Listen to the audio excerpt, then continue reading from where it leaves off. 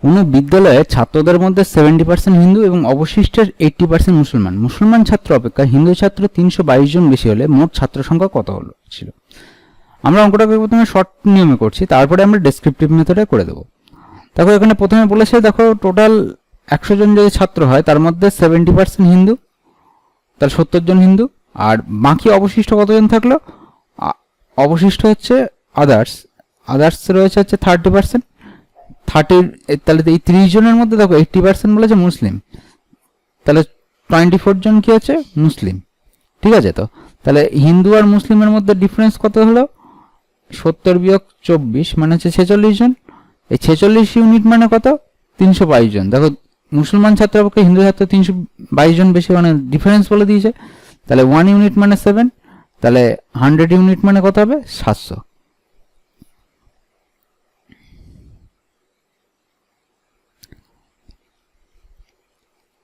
এবার আমরা অঙ্কটাকে ডেসক্রিপটিভ মেথডে করেছি, যে কোনো বিদ্যালয়ের ছাত্রদের মধ্যে, তাহলে আমরা ধরি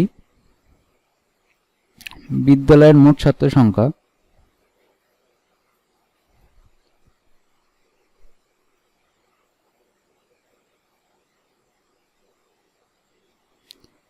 সমান সমান 100 জন।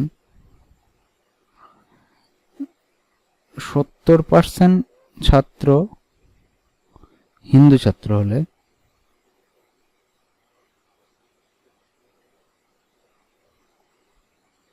মোট হিন্দু ছাত্র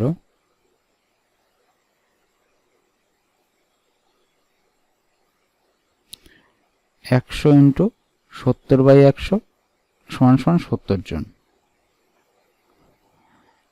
অবশিষ্ট ছাত্র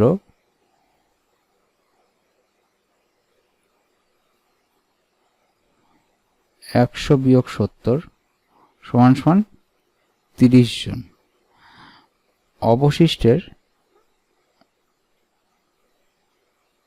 80% মুসলিম ছাত্র হলে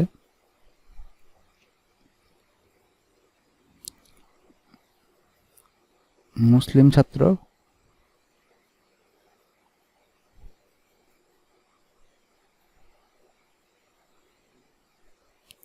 30 ইন্টু 80/100 সমান সমান 24 জন।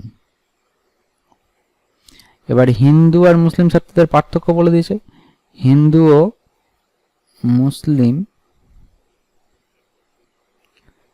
ছাত্রদের পার্থক্য